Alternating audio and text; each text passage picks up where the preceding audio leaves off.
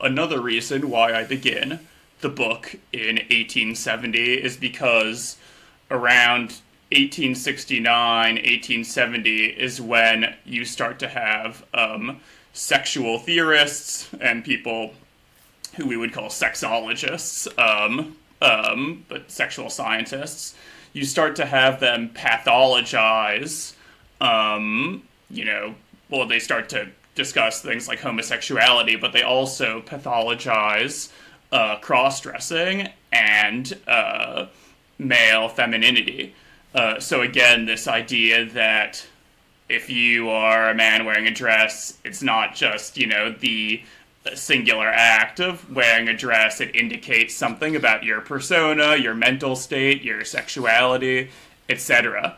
This 1869, 1870 moment is when cross-dressing first starts to become pathologized, and so I think that's another important turning point, which is why I start the book in 1870. But again, this idea is not ubiquitous. There were many people who, particularly seeing drag in a performance setting, there were many people who could see a drag show and, maybe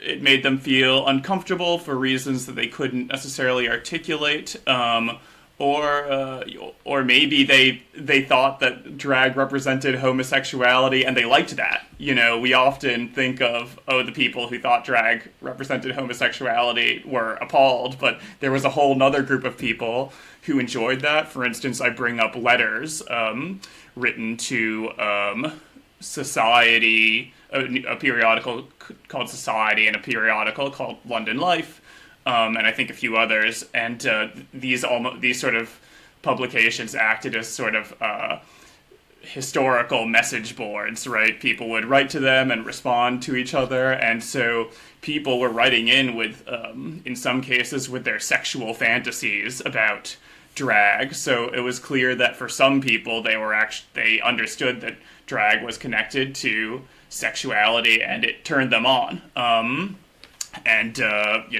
As I said, some people were appalled by that. And then there are lots of people who didn't connect drag to sexuality, and they just saw it as an entertaining night at the theater, and, they didn't think about the performance after 5 minutes. And I think these people are often the most interesting people to consider. And unfortunately, the people who hated drag and the people who loved drag are most represented in the historical record. But I think for the vast majority, they would have seen a drag show and not thought much of it. And, why would they? If you think about it, it's sort of weird how we see a drag performance and we infer so much about that performer's offstage life.